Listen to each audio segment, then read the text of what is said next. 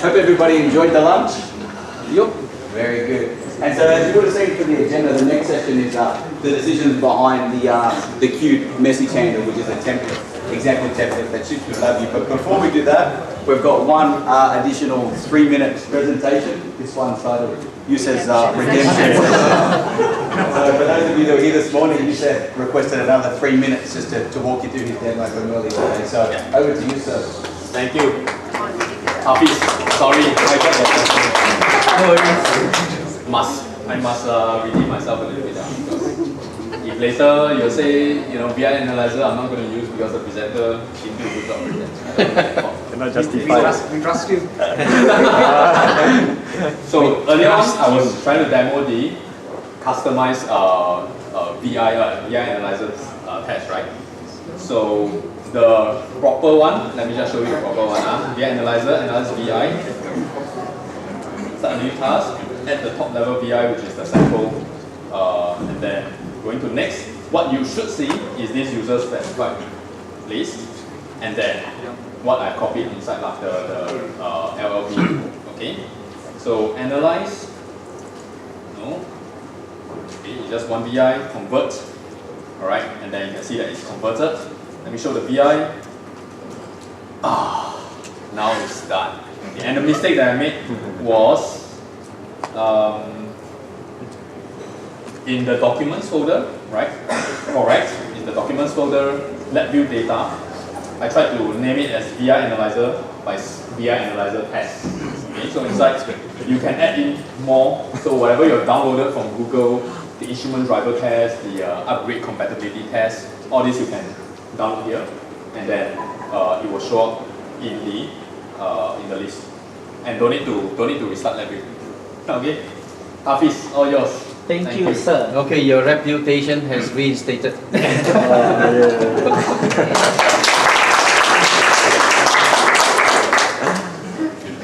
Alright, thank you, sir. Good afternoon, everyone. My name is Hafiz. I'm an applications engineer specialist at NI Singapore. And for this particular session, I will be presenting this, which is basically decisions on why we have, or rather why we make the Qt message handler template like that. Okay, so first things first, I know it's after lunch. I hope the food is good, but I hope it's not too good, so we can, sort of have a very good interaction with one another.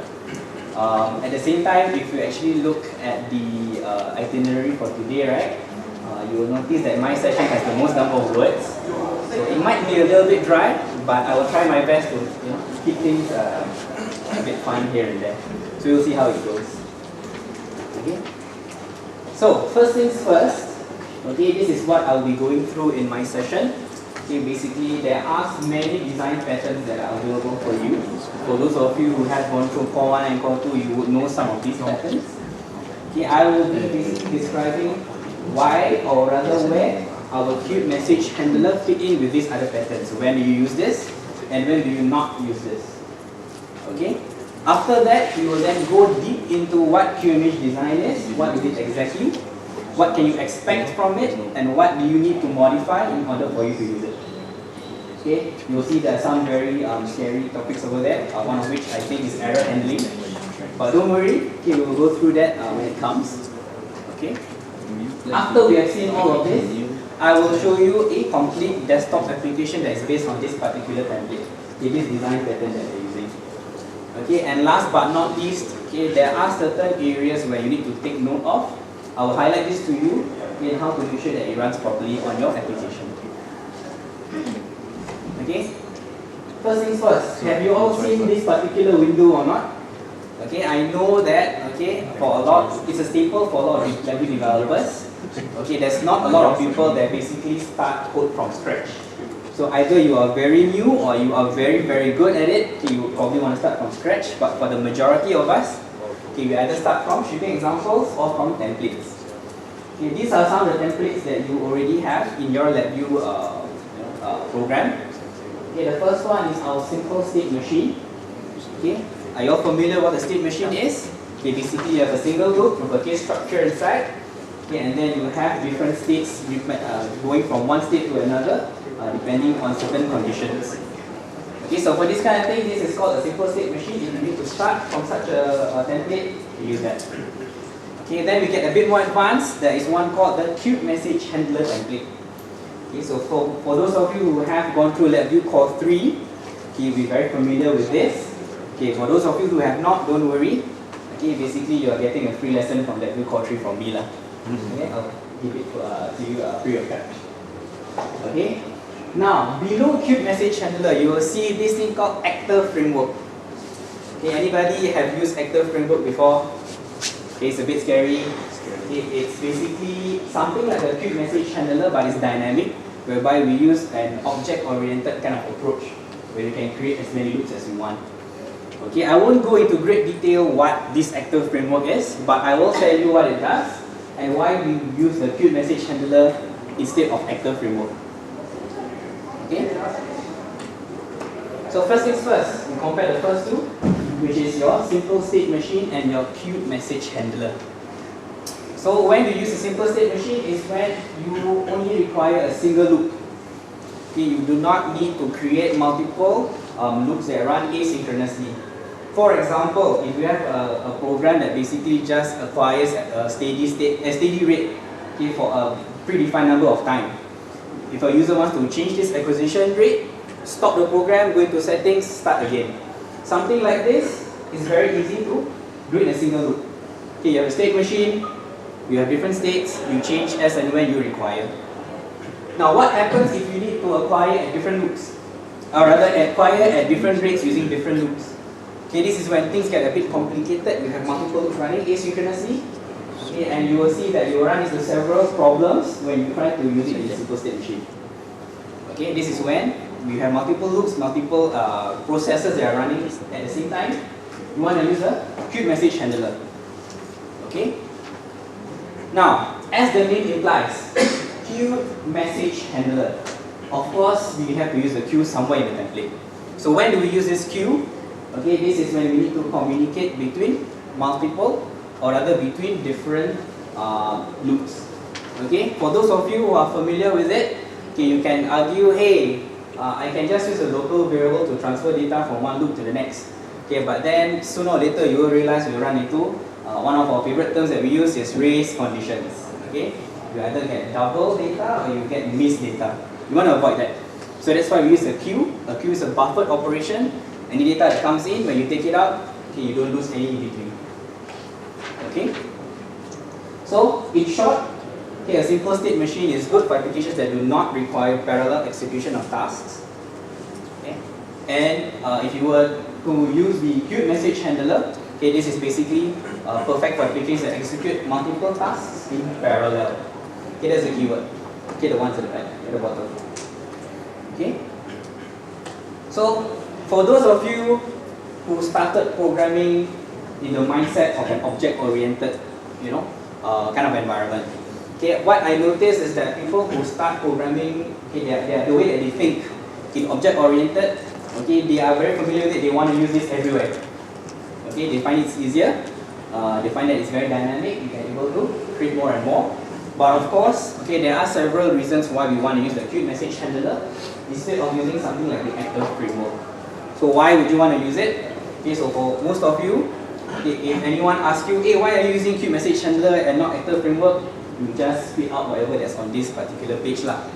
Okay, basically what happens is, okay, the messages, they are strings, okay, and the message data is a variant. What exactly are these messages? We will go through in greater detail later. So just keep that in mind. Okay, and of course, when you have object-oriented, you will have classes. So when you use an Actor Framework, you will have LabVIEW classes, but QMH, you don't have to worry about that. Okay. Now, while the Actor Framework is dynamic, meaning at runtime you can create as many loops as you want. For example, depending on the number of devices that you have.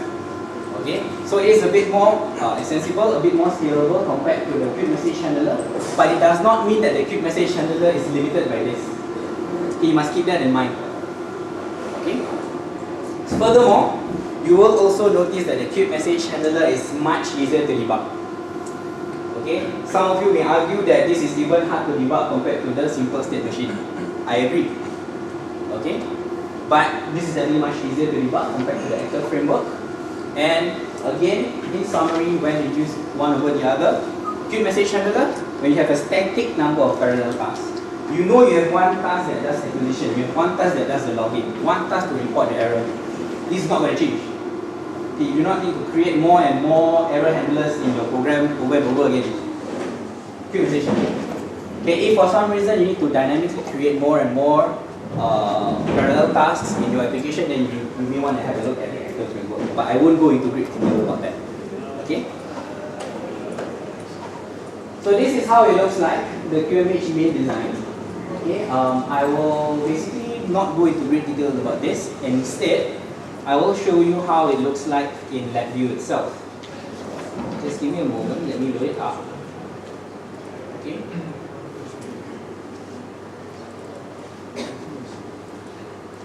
Sorry, so I'm closing this first. Okay. So what happens is,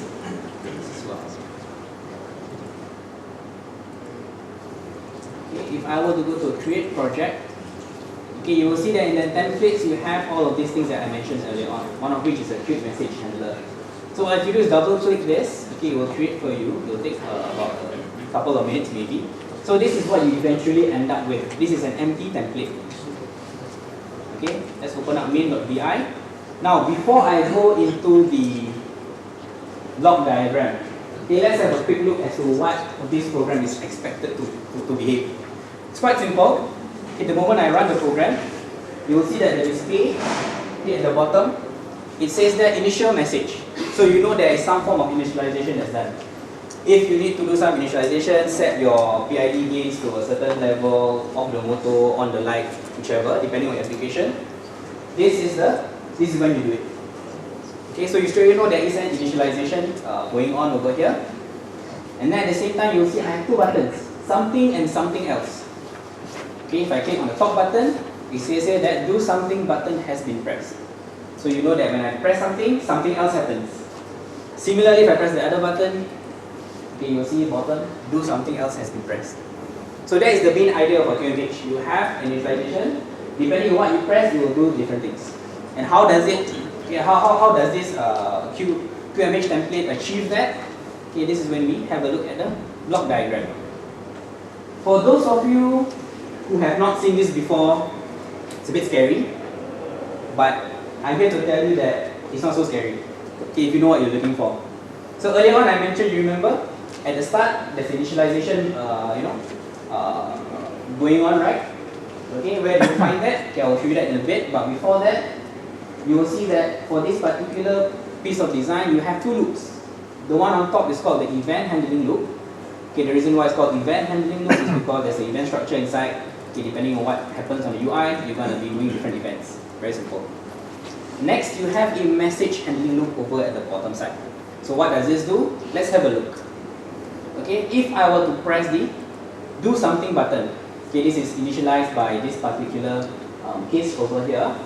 You'll see that I'm going to be using this particular function. This is called the enqueue message. Okay, don't worry about that. I'll go into great detail about that. But basically, what happens is there is a queue that is located over here. We're going to putting in this particular string called something, and over at the bottom loop, okay, there is another function here that is called dequeue. Dequeue message. So depending on what message is located inside the queue, you're going to take it out over here. The string goes into here, and you will notice that there is one called something, and then we're just going to be displaying do something. Okay, similarly, if it's do something else, okay, this is called something else over here. We find that something else, case structure over the bottom side. This is what it does. Okay. Now, the next important thing I want to highlight here is that it's very common. You can easily see it's very easy to pass the message from the event handling loop to the message handling loop. But you look at this particular message handling loop, this case over here. What is it doing over here? It is also doing an enqueue message. So what is it doing? It is sending a message to itself. Okay, it's sending a message to itself. This is very important. I'll show you why later on. It's sending a message to itself, and this message is called update display. Let's have a look at update display. Okay, here then you see that is updating this particular control over here using the string called do something else. Okay, so don't worry too much about it. I will go in explain a little bit more later on. But basically the idea here is you need to know that message handling loop can send a message to itself. Okay.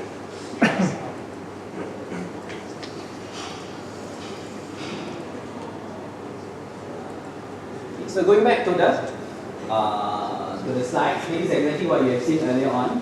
Okay, you will notice that a lot of the hard work has already been done for you.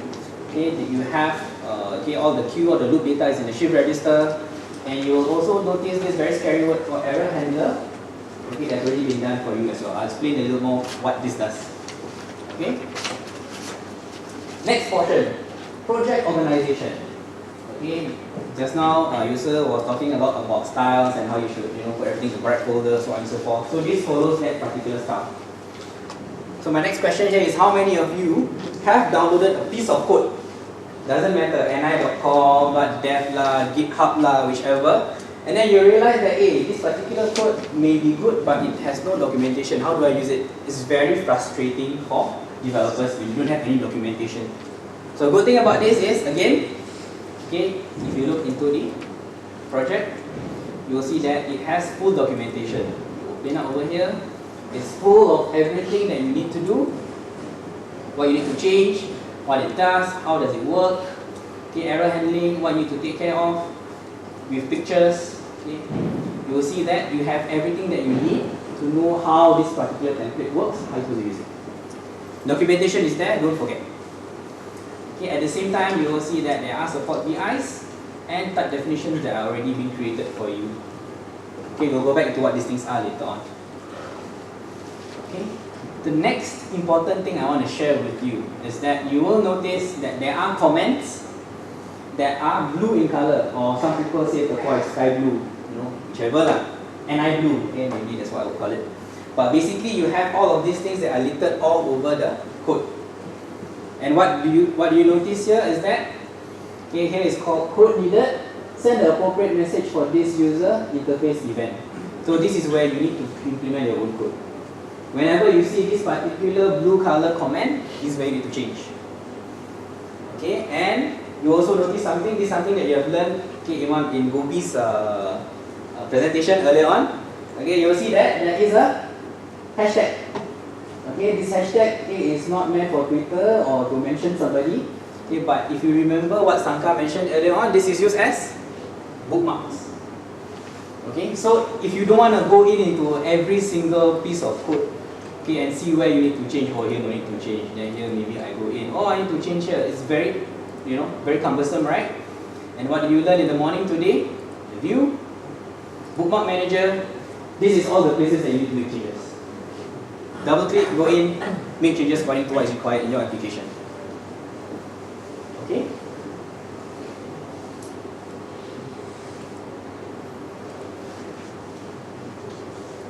So this is a very quick overview of what you can expect when you try to use the QMH design, and what tools are provided to you when you start with the template.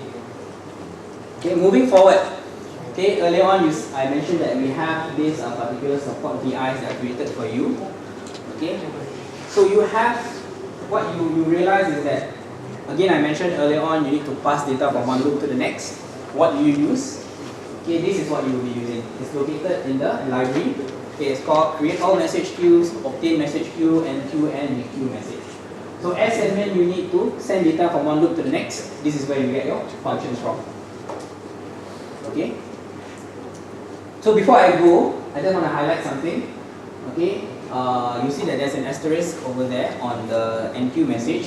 So it says here, enqueue message, what is it used for? It calls from any message in any loop to send a message to a particular MH error. Okay, one thing you need to note about queue is that, okay, for queues, you must only have, okay, I won't say must, but it is highly recommended for you to only have one reader. You can have multiple writers, but you only have one reader. Reason being, okay, if a particular DQ message takes out a certain message from that queue, other DQ message will not be able to do it. It's not a broadcast. Okay, it's not a broadcast. Okay, so keep that in mind. Okay, what a queue is. If you're taking CLAD, also remember, it might come out, but I won't go into that. Okay. So this is how you send messages from one point to the next. I've gone through a little bit about what enqueue message is. This is how the sub-VI looks like. Okay, you will need to put in a message queue, which is the reference as to which queue you are referring to. There is a message, and there is a message data. So what are these things? Okay, basically a message is a string, which is the instruction that you want to send to that particular message, which state to go in, which particular instruction to carry out. And you will need the message data, which is the data that's associated with it. Very confusing, I know. Let's put it this way. Okay, I know most of you, okay, you have children, you have younger siblings. Sometimes, okay, you want to get them to buy you something from the shop downstairs. Okay, what do you tell that person? Boy, please buy for me a loaf of bread. Okay, so in that particular message, you see there are two instructions. Number one is buy, and what do you buy? Bread. So buy is your message, the message data is bread. You can reuse it over and over again. If tomorrow you want to buy a soft drink, your message will still be buy, but your message data is soft drink. So this makes it a bit more scalable, a bit more easier for you to continue using the same instruction but for different purposes. In the application, of course, this is usually replicated in areas like you need to set a certain set point. Okay, change set point, message data, whatever that value is. You do it like that. Okay, and last but not least, there is a boolean that you can put below here, which is a priority message. Okay, of course the queue is first in, first out. If let's say you have a priority queue, okay, we'll go into why you need to use that later. You can just set this value in, you will put it as a priority queue. It will be dequeued first in the next iteration. Okay. Okay, one thing that I'm not sure if you guys know about it, but basically from W 2013 onwards, this message, right, is polymorphic, meaning you can put in a single value or you can put in an array of values. Okay, let's say you need to do 3 things at once. You don't have to use 3 of these. You just have to put in an array of 3 string values inside, and then you will carry on by one. Okay, you can put in a queue. Put in an array. No need to make 3 of this. Okay, but of course this is for W 2013 and above. If you're not using it, you want to use the latest one, you can talk to one of our sales personnel. Okay. Okay. So back to the QMH template. Okay, for those of you who have taken Core 1 and Core 2, you have learned this magic word in your state machine. It's called type define enum. And then you're going to tell me that, hey, why are you using a string as a message? I learned that, okay, if I use a type define enum, I restrict my user, he cannot anyhow change to any state that he wants. If this string, user put in an extra space at the back, okay, it's a different string altogether. If we accidentally put a different, capitalization, it's a different string altogether. And then one very famous one is initialize, ZE. If people use SE, it's different already. Okay, so you may think that, okay, of course, if you use a type define enum, it will solve that problem. But the issue comes when you have more than one queue. You remember this is now type defined. I only have a certain number of items inside here. If let's say I have a different message handling queue, okay, one that does logging, I have a certain set, okay, start logging, stop logging, save file, open this, whatever. I have another loop that basically says acquisition, start acquisition, change acquisition rate, all these things. They are 2 different enums altogether. So what happens? If you were to use something like this,